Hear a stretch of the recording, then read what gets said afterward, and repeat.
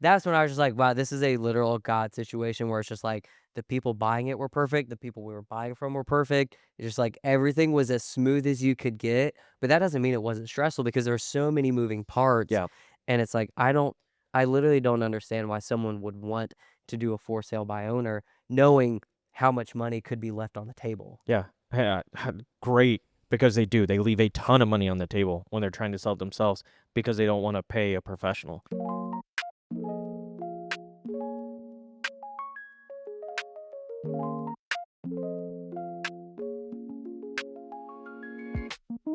Well, CJ, look around, man. We're in a new space. New space. Welcome to the new Yapaholics studio. And we have a special guest on for the first time. And we appreciate you because you're the one helping us out with this studio here. JD, introduce yourself. What's up, guys? My name is JD. I run and operate Image Makers, a local video production company here in Pensacola. Awesome. Happy to be here. Yeah, glad that you are, man. And super happy about the space. And with us starting a new studio, it's only right to celebrate with something, right? Absolutely. yes. Our pour today is what's it called? Whistle Pig? Whistle Pig. Whistle Pig. I've never had this one. I'm very interested to figure out how this tastes. You We guys like- know how to smell it, right? Yep. Swirl it, smell it. With your mouth open. Yes. Oh, So well, it that's gets all I the do that notes. anyway. Yeah. So I'm a mouth breather. Yeah, Matt's a natural mouth breather anyway.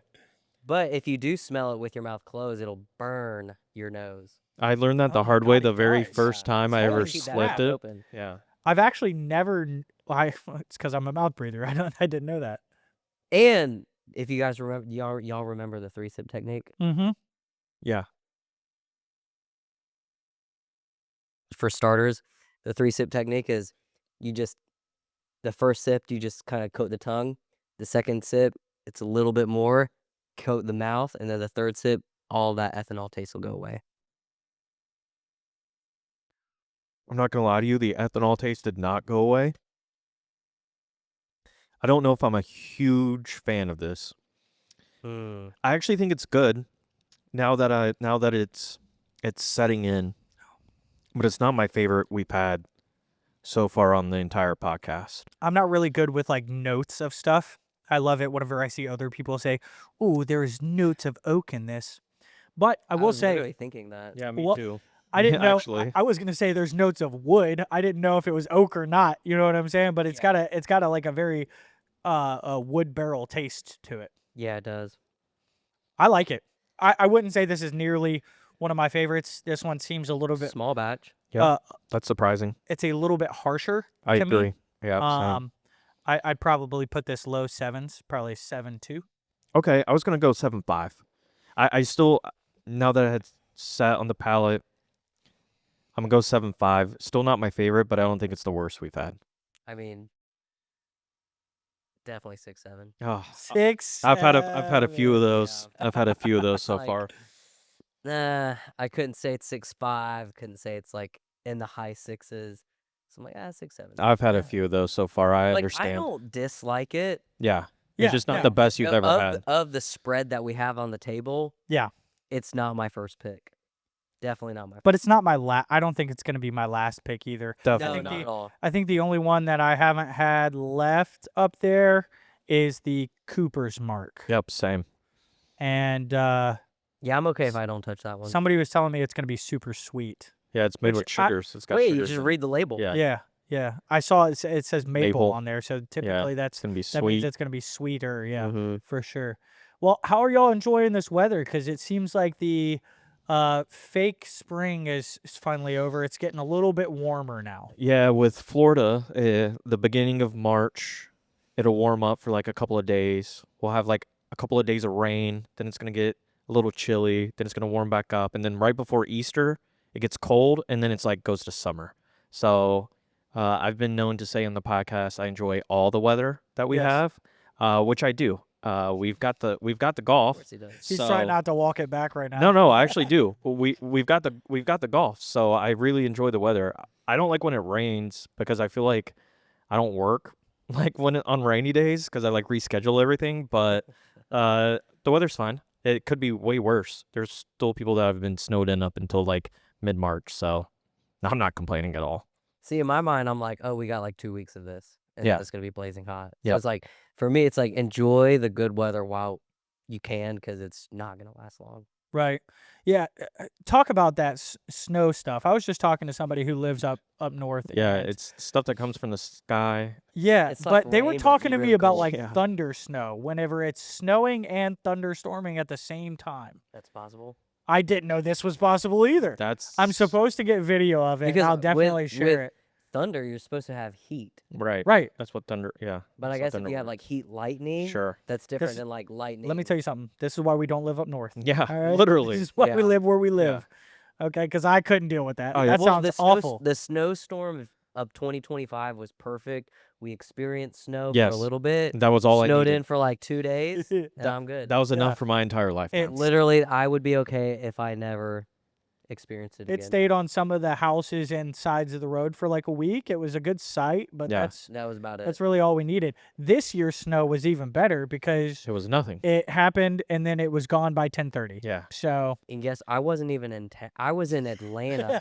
No, I was in Charlotte when it happened. It Oh. was seriously the 1 week I leave, Yeah. it happens. snows, Oh, but that's- we couldn't get any snow in Charlotte. yeah, I That's- was so mad. That's crazy how that works. I talked to a guy from New York a couple of days ago, Get out of here. and he said the snow that they had this year, the blizzard that like Heard it was shut nuts. it would like shut down New York City, which I guess is like really like rare, miserable. It's He like said, shutting down Pensacola. yeah, he said that it's didn't melt, so you have like frozen like It's like ice. is that black ice at that point? It's black ice, so you're like just sliding around, and they don't, people don't drive, so it's like all Ubers and taxis and people walking on the sidewalks, and like you're slipping and fall. Sounds miserable. I'm like, why would you want to live there? So yeah. that's why I moved to Florida. I'm like, I perfect. I see videos all the time on TikTok and all over the place of people sliding down their driveways trying to Terrifying. get into their vehicle. Nuts. That just sounds awful, dude. I don't understand why Yeah. people like that. I'll take our unpredicted bipolar weather in the spring over that any day of the week. Yeah, I would too. Yeah, absolutely. And one of the things that comes with this beautiful weather, we talked about this last week, where the Blue Wahoos are coming back. Yep. And it's one of the best views that you can possibly get in the city while you're sitting there watching a baseball game and a sunset happening over the is it the bay? The Bay. Yeah. Yeah. Again, go now at the start of the season here, like early, like just the month of April, maybe into the month of May, and then that's it. Don't go anytime after that's gonna be miserable. Yeah. It gets real hot real quick. Yeah. One of the things I wanted to bring up about the Blue Wahoos, I don't know if y'all have ever been during one of these nights. I have not, and I want to, but is the Thirsty Thursdays, Oh. which is it's buy one get one free of the like 16-ounce drinks, and then it's $2 draft beers. Oh, bet. You had me at Sounds- $2 draft beers. I'm down. Sounds like you need Yeah. to go. But also the team, I don't know if y'all know this or not, but the team dresses up as a different team. Essentially, it's no longer the Blue Wahoos. It's the Pensacola Mullets. Oh. yeah. Mullet I- is really big around here, Oh, it's the best actually. and I love me some I mullet. did see that last year. You love you some mullet, like eating mullet. Yeah. Do you like mullet? I can't say I've actually had it. So Oh yeah, I it's great. don't- It's actually Dude, my favorite. And some of the best parts is like the Backbone. the backbone and the tail. Yeah, It's- he's psychotic. It's Really? incredible. Yeah, it's disgusting. It's I'm incredible. not eating a backbone of it. I feel of a very fish. indifferent right now. Like I like fish. Yeah, you would How's it love cooked? mullet. Fried. Fried mullet. You don't really JD's too healthy for all that. Oh, mullet. You don't yeah. really cook anything anyway else. And if you do, please let me Is know. it I like would love to try catfish? it. No. No. When I say like catfish, I mean like Bottom you can only feeder? cook it one way. Well, no, Catfish you can blacken and Yeah. Yeah, I grill. guess you Like could. mullet's only good fried. mullet. Yeah, I've only Like, a really lot of ever other had mullet fishes fried Are good like blackened and grilled. Okay. Like mullet is literally only good if it's fried Or tossed. or tossed. or tossed. Yeah. yeah. We It's love really mullet good bait tosses. as well. Like mullet is typically used for bait. Like, Oh, okay. There's also these things called finger mullet that people use, and that's what I used to use a whole lot to catch Interesting. redfish, all that kind of stuff. Oh, cool. I do love a good mullet toss though. Yeah. Yeah. Floribama puts on a good one. I think it's this time of year in the Have you spring, ever doesn't it? placed in the mullet toss? No, you kidding me? I've never No. played in a mullet toss, so I just know it's a thing. Yeah, Should we do like a Yapaholics mullet toss? Oh, instead of we the should. Yapaholics That would- tournament. that would be cool. Maybe it would do better than a golf tournament. Who knows? I don't know. Yeah. see. We'll talk about the golf tournament. Yeah. Yeah. We actually have a They don't date. know about it. They don't know. Well, they know a little bit. They knew we were planning this. Yeah. But This is a big announcement.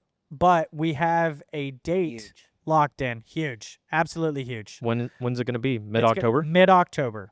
The perfect time to go golfing if Not you're in too hot, Florida. not too cold. Exactly. Not gonna rain. Not going to rain. Yeah, never. Definitely not gonna No, rain. definitely not going to rain. Though we have a chance it's either going to be 70 degrees or 95 degrees. Yeah. Regardless, it's going to be a great day to play. Typically in October, you get more towards the 70 degrees, which is why we decided to plan it for around that time. Yeah. And I think we're going to go ahead and start locking in pre-sponsorships right now. So if you want to get on board with a charity, which is to be determined, we will be getting that information out a little bit later. Hit us up now. You could possibly get us at a discount before we actually roll out the sponsorships packages in total. And do either of you have anything to say about it? If you didn't already know, I have a golf background. I've been a part of a lot of different golf tournaments, and I think for us, what we're doing being the point on the golf side of things, for me, I'm really passionate about making sure the tournament is going to be very fun. But when it comes to it being very fun, like you can also bog the tournament down. And the last thing you want as a person playing is to play a 5.5 hour round. So it's like, how do we make it fun? How do we, do all these games? How do we raise money, for charity and, keep pace of play up? So, and like, that's been a task that I've been thinking about as we Yeah. kind of go through it. So like, I'm excited for all of the additional things that are going to be at the tournament. And it's going to be in conjunction, obviously, with, a lot of the whole sponsors that we have. Yeah, I'm very excited to have brought you on for all this. They definitely don't know you're behind the scenes, so No.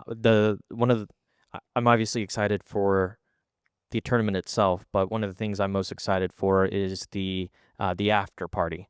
After we're done golfing, we are being intentional about opening it up to a giant networking event. To instead of people just awkwardly standing there with a beer while we're announcing winners of the raffles we're having, we want it to be intentional and people to interact with each other, communicate, talk, ask how your day went, and be intentional about the after party part instead of just sitting alone like a lot of people end up doing. Connections are very big to us, and building a local community that connects with each other is one of the main reasons we started this podcast to begin with. So this quote unquote 19th hole after party is based around that aspect as well. Get together, have fun, and make good connections, make friendships, make business deals. That's what this is about. Yeah, in addition to that, I think one thing we're really going to do is we're going to bring in a panel of speakers to actually do a decent amount of educating with the people that are there. So obviously you guys are realtors, and it's like when it comes to creating something that is different in the networking space, it's like what do other business owners really love? Most business owners love to educate themselves and do continual education.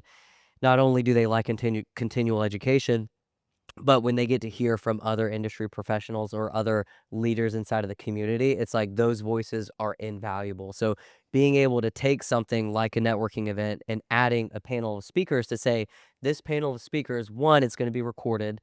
Two, it's going to be super valuable to the people that are there. So it's like, hey, if you're going to come play in the tournament, it's not just like, hey, come stay for your prize. Like, no, go ahead and budget that extra 90 minutes after, the round ends to listen to this panel of speakers, meet other people that do want to do business with you. And obviously in a perfect world, if you meet somebody in a different profession, you make the connection that you didn't know you needed, you get a deal done, 100% worth your time. And it would, potentially, multiply the investment that you've made inside of the tournament. Yeah, the takeaway from that, the pro to that, there's no con. It's all pros. It's literally, yes. Yeah, there's no cons of meeting new people. That's exactly what the premise is of doing this golf tournament. It's not just to go and play golf. Golf is the avenue of fun that we all want to have. It's like, how can we have fun and meet new people? So it's like the hope is every single team there has a business that's represented within our respective niches, so we can do a lot of business together and just meet each other. And I think it's going to be a blast, and I think it's going to come together beautifully. Be on the lookout for more details. And before we get into anything real estate related, because we do have something that we want to talk to you about with real estate, JD, give us a little bit about Pensacola here that you love. What's some things that you look forward to while living here? I know you travel a lot for your job, so like what's something that you enjoy coming back to? Or one thing that I love hearing from people is one thing you dislike. That's really good. I will say when I travel and when I'm outside of Pensacola, one thing I love about Pensacola is like the Pensacola traffic is not your big city traffic. Yep. And it's like it's so much easier to plan around the traffic routes here Oh yeah. than it is somewhere else. Because it's like for me, I go to the gym downtown Pensacola. I live in Beulah, so it's like a 20 to 22-minute drive from my house to my gym. Notice he knows exactly 20 to 22 minutes. Yeah. Exactly. 25 if there's a bus stop. Like there's a bus that's like it stops like a mile away from my gym. And as long as I beat it, as long as I'm on the road by 5:37, Right. I'm good. That And window I of will get to time. the gym in time That's for the pretty much class. how it is everywhere. Like you can time everything But I out don't pretty think well you can here. do that in big cities. No, No, you can't. No. And it's like you said, it's like Pensacola is like a big small town. Yes. Another town that I think of that's similar is like Nashville. Oh yeah. That's like true, like a small city, big town. And I mean, granted, I have an uncle that lives in Nashville, but when I listen to him talk about Nashville and then me experiencing Pensacola, I'm like, oh, like I think Pensacola is the place to be when it comes to like all of the things that you could ever want. I love that you bring up the traffic because we've brought it up how we can be stuck on the interstate at a random 2 p.m. But to get around to our town, you don't have to take the interstate. You do not. In the bigger cities that you're talking about, that's the only way. There's only one route to take. Yes, It's just typical that the interstate is the fastest way, but yeah, of course. there's plenty of ways to get where you need to go. Well, let me ask you guys this. When you guys go to a location, do y'all pull a GPS up and then Always. start it? No, I don't. I basically know about where I'm going. If it's like Interesting. one of those like random streets that I've not been to, then I'll pull it up. Right. But But I know see, the generalized area. This is why he's late everywhere as well. I That's like also to- true. I like to be Yeah. on time or early, so Yeah. I pull up a GPS even if I know where I'm going. It's very rare that I like. There's some spots like if I'm going over to Emma's house or Yeah. if I'm going to the office. Like you're I not tip- gonna pull it up. I Yeah. typically know exactly how long it takes Yeah. pretty much every time. But even if I've been to a place before, a lot of the times I'm pulling up a GPS if it's within the first 10 times I've been there. No, Interesting. see, I'm a like 25-minute shit guy. Like I know about how long it's gonna take me to get But there. that's kind of like the general consensus for everywhere. Like Yeah. even in or I mean Yeah. even where I'm at in Pace, I say 30-ish minutes because that's pretty much where it's at. Yeah. I think that Pace is Milton, right? Like it's still 30 minutes to Milton Yeah. for a lot of the times. You're It's right. It insane. It really is. Yeah. It's insane. But that's just something I know. The only reason I ask that question is because I pull a GPS up every single time I go to a location because of two reasons. One, I know there's possibly a faster route, and two, is there a wreck on the way there? Right. That's literally the only way because sometimes if you get too deep in your route, you can't turn around and it's not worth it. See, that's why I don't, because if there's a wreck, I'm like, I didn't know there was a wreck, you know. No, that's Yeah. where I go That's terrible. nuts if I know there's a wreck. I Because okay, so understand. for example, You can avoid it. my office is downtown Pensacola. When I go home to Beulah, there's three ways technically to get home. You know, going Mobile Highway, that's like the super, super long route. But where they're doing that construction, depending on when I leave my office to get home, I will either take 29 to get on the Yeah. interstate or I'll just take 110 to I-10. And that's the longer route. The going to 29 is now 29, the but fastest. but it can be faster depending on how backed up traffic Right. is going from 110 to Yeah. I-10. That's the only reason I would ever pull it up, and I just do it literally for the situation Sure. of is there actually a wreck? Yeah, that makes sense. And having kids too, if you get stuck in a car with that sounds toddlers, yeah, that sounds miserable. nightmare. Yeah. You better Yeah. have some snacks. Screaming. Nah, I can't. I wouldn't Yeah, be able to do listening it. to a lot of songs you don't want to listen to. No, thank you. I already scream enough at other drivers on the road. I can't be having kids screaming as well. It's probably just gonna raise my blood pressure even higher. I usually just ride in silence, so I couldn't. I See, could never I do ride it. in silence too if I'm by myself. I don't listen to anything. Yeah. So I heard a lot about you liking the fact that we don't have big city traffic. What's the one thing that Yeah, will is there please anything you CJ? dislike about the area? Uh, I don't think, of course, we could really dive into the nitty gritty and find cons, but on a surface level, I really don't think we have any cons for our area. I'm trying really hard to think of cons Right. for the area because I have to consider a con. Well, I have to compare it against another city Correct. in order for a con to be. And you can do that because you've been to Yeah, like all of them. exactly. And it's like okay, this is I will say I know exactly what it is. Okay. My wife and I, we love to eat really, really healthy. When I go to these bigger Yeah. cities, I have so So many options Yeah. of what I can actually eat. Here in Pensacola, There's there are none. so few options of being able to go out without thinking about, oh, what did they cook this with, or Yeah, what's in this what food? How did they do oils, that? yeah. Like those are the things that go through my mind, and I loathe that about the city. Yeah, Christy eats healthy too, and anytime we're out of town, we always try to find a place healthy that we don't have here, Yeah. and it's easy. Like any city, any like bigger city we go to, it's easy. There's Yeah. always somewhere convenient, even if it's like a fast casual place that's Yeah, healthy. exactly. There's something, and then like the best we have is like a kava or a Chipotle, and Yeah, that's not even that's healthy. not even. That's yeah. what I was gonna ask you. Where is your go-to place here if you have to get something quick? Good Day Cafe. Oh, They're okay. very good. They have really great ingredients. As far as coffee shops, I really like to go to Makers. Mhm. I like, for me, I judge a coffee shop by the syrups that they use. Sure. So if it's house-made syrups, Yeah. or if it's like, I forgot what brand it is, but Yeah, it's the one whatever. everybody uses. Not the one everybody uses, but it's like this one with a white label that Yes. everyone uses. Like Yeah. that's the one I'm like, oh, they do it. I know Cafe Colette, they use that same syrup, or it's a house-made syrup. I'm like, okay, cool. I'm in good company. Yeah. Because it's like, hey, if in my opinion, the quality of your sugar and the quality of your syrups is going to be a direct reflection of the quality of the coffee that you're probably using. Yeah, correct. Same thing with the other ingredients like the milk and everything else. You don't Yes, want to see like a exactly. great value, like whole milk being Yeah, if I poured. see that behind the counter, I'm like, I'm good. Yeah. And that's why I love Makers. They use a milk that is as close to raw as you could possibly get. That's like, good, That- that's FDA approved. That one doesn't upset my tummy, by the way. So I do See approve. what I'm saying? Yeah. Yeah. I totally Yeah, because understand what typically you're you're not going whole milk. No, I whenever you can't. go places. Yeah. Right. And 99% of the places in town I cannot. I'm not gonna risk Exactly. It's it. like all those little things, they matter to me and my wife, and it's like the fact that I have to think really hard. It's like, okay, what are we gonna do? We're gonna go to George Bistro. It's like, okay, we know, like we don't have to Yeah. think twice about going to George. Yeah, same. I just know my bill's expensive. That's Worth the it. only bad part. But Worth it's it. also kind of like Worth it. it's worth it at the end of the day because the nutritional value Yes. outweighs it. But that's my only gripe about Pensacola is like I wish we had more healthy options. And I think there was a food truck that just opened up in Navarre. Okay.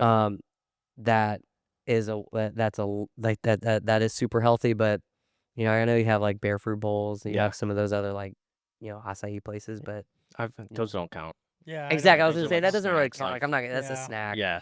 Yeah, I'm not afraid to spend money on good food though, and George's is good food. And I know it's good, the quality is good. Quality's very Yeah, good. so I'm not afraid to spend money on that. Yeah, Yeah. we've praised George's on here before. Quite a so, bit. Yeah, absolutely. Well, to hop into the real estate side of things, this is a problem most people have, and one of the reasons we brought it up is you just went through this not too long ago. So we'd love your to share your experience on this, right? But essentially, you have a 3-bedroom in Pace, and you're sitting on $100K equity, and you want to move to Pensacola for a new 4-bedroom. Mm-hmm. You need that 100K down. How do you move without being homeless in a month? Yeah. It's hard to do. We call you guys typically move up buyers, right? You're moving. Really? Yeah, there's a term, you're moving up, you're getting the bigger house. You've outgrown your Yeah. current house, or you can bridge the gap between the interest rates, or you finally have the equity you're needing. Well, what was your experience when you I'm assuming, but when you and your wife had talked about and decided that you were gonna move, this is the right time.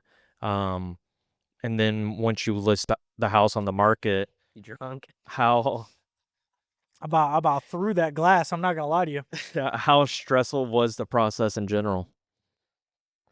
I'm gonna give you the unfiltered answer. Please, that's So what we the want. unfiltered answer is we had been in our current house in Pace, Milton, whatever you want to call it, we're on the border, but we were in our current house, and we had one kid, and one day I was coming home and I was like, man, I just feel like it's the right time to move. Like the market was turning down, nothing was going the way that I wanted it to go, but something inside of me was like, it's time to move. Like it's just time to do it. Told my wife, she's like, I don't know, like we're just now kind of getting into the house looks like how we want it to. We're really comfortable. We have 3 bedrooms. Like if we have a second kid, it's fine. And this was while I still had my office space, so we were just gonna turn the office space into a second bedroom. But I was like, I had this gut feeling it's time to move. Um, and that that initially sparked it. Then you fast forward, it's like, okay, well, if I'm serious, I know I need to talk to a lender. The lender I talked to was Rob Benson, and he's a really good friend, really took care of us.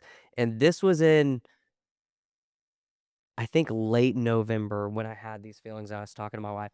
Horrible time to think about it. Literally horrible time. Right. But I was like, I'm going to trust my gut. I'm going to trust that that the feeling that I have is the right decision because I've always trusted my gut. I am usually right about certain things. Your intuition My tells all. intuition Yeah. was spot on. But I talked to my lender. I was like, hey, we really want to do this. We have equity in our home. We know where the market is, but what's it gonna take? And he's like, you guys are gonna need one, a really special buyer, but two is like with the situation you're in, I know I can close you in 14 days. It's just a matter of are your sellers gonna be able to close in 14 days? And that's gonna be dependent on their situation and their lender.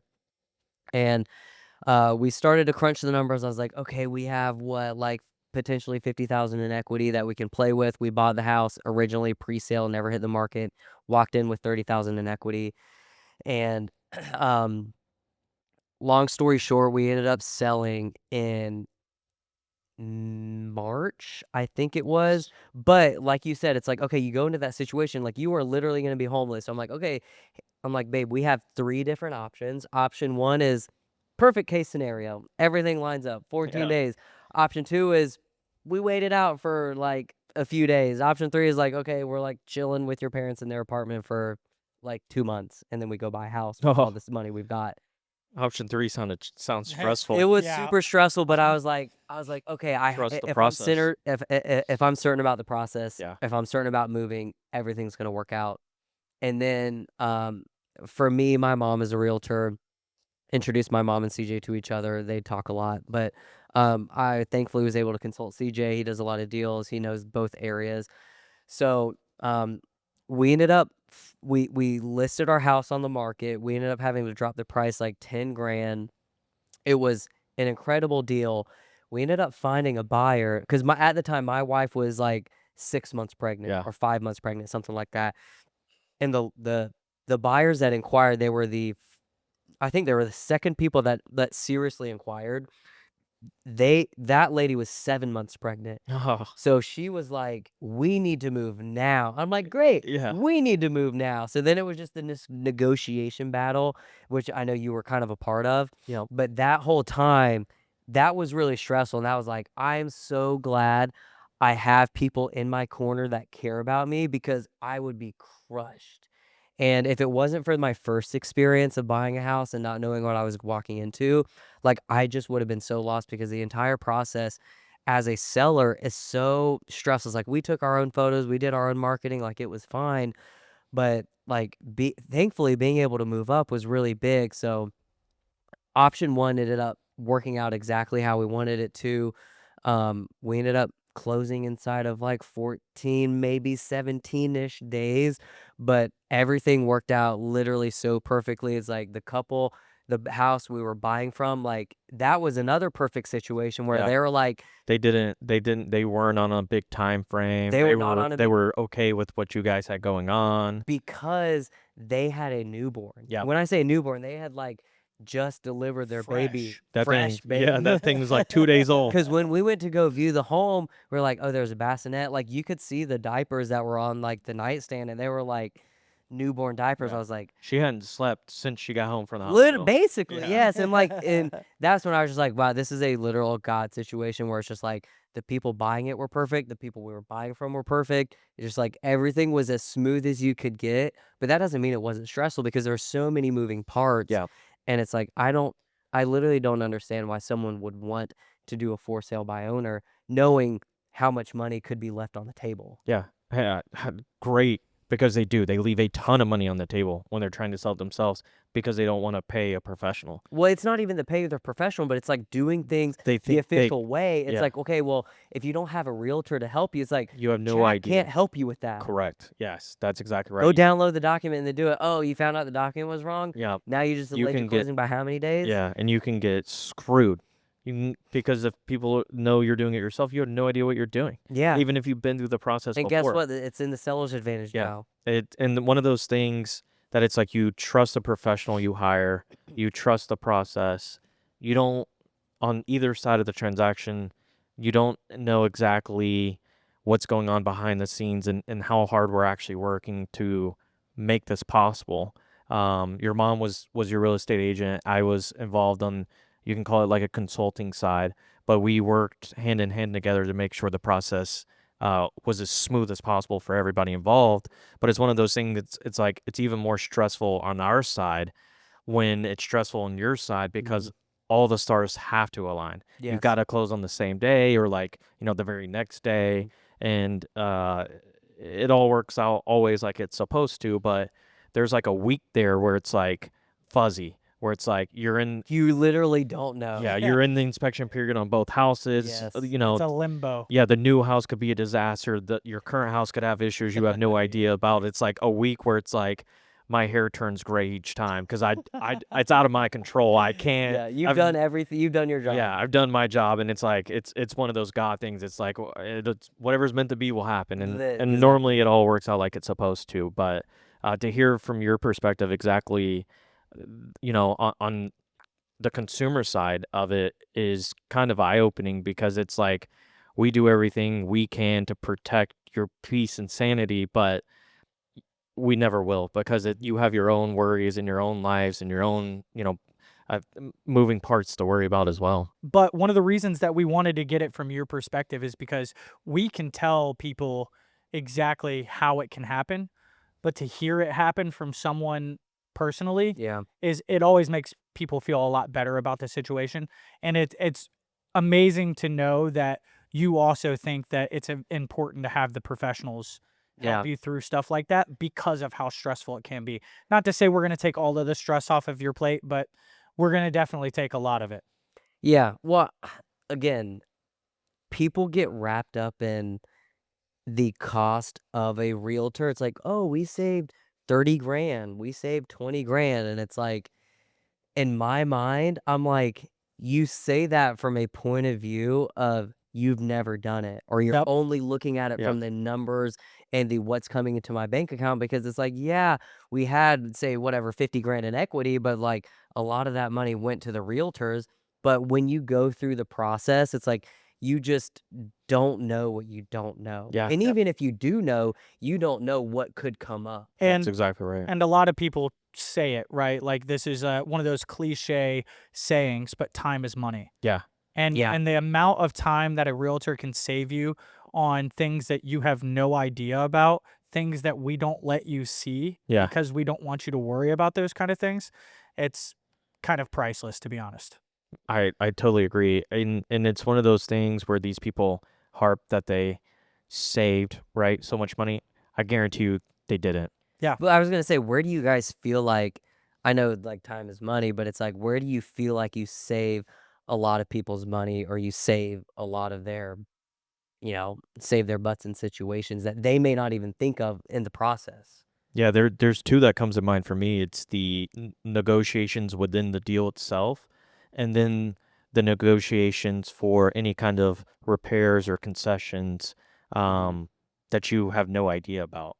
Things that pop up in the inspection report that's really not the biggest deal in the grand scheme of things, that I can save you an extra few $1,000s on with concessions that if you're doing it yourself, You don't even know what any of these words actually mean, and you're either gonna let someone take advantage of you, or you're gonna lose the money because you don't know how to properly do the negotiations for yourself. Absolutely. And repairs and concessions was a big thing for me, but I'll just lean back on the time. The time is money kind of situation. Yeah. You know what I'm saying? Because the main reason I say that is most people that are selling their house are still paying a mortgage on it, Sure. right? Yeah. The longer it sits on the market, Your the holding more you cost. have to pay that Yeah. mortgage.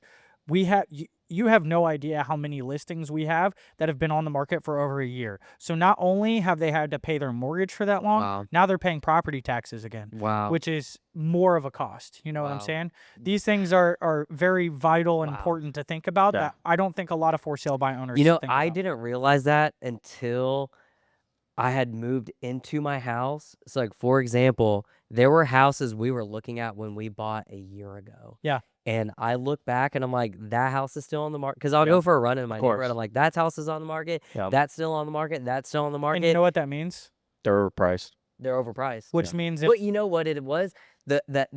You're not wrong. It's like, but when you say overpriced, it's like it could be overpriced by $5,000, maybe Absolutely. $10,000, Yeah. which is not that much in the grand scheme of things of your payment. But relative to the market, it's like it's not as valuable, even because it's not about the price point as much as it is the value plus the location. Correct. Well, it's not a big deal at all, right? 5 to 10 grand when we're talking about a few hundreds of Yeah, $1,000s, nothing. However, Tens of dollars. it's a big deal to prevent you from making the offer Yeah, because exactly. because And you seriously entertain it. because you don't think the sellers would entertain the offer 15 grand lower or 10 grand lower, when then actually they would. They just don't want to lower the price that Right. low. Exactly, because then it's like, well, once I negotiate, then at least I'll have the extra $5,000. Because I was thinking about that same exact thing. As like, okay, well, the house that I was actually looking at was, I think, like maybe 10 grand lower, but like the way we had negotiated didn't really change how I would have negotiated on a different house. It was just like, well, that's just not what I wanted. Even if that other house would have had to been like 50 grand lower Right. in order for me to seriously entertain it. But at that price point, it's like, it's still not that valuable. Yeah.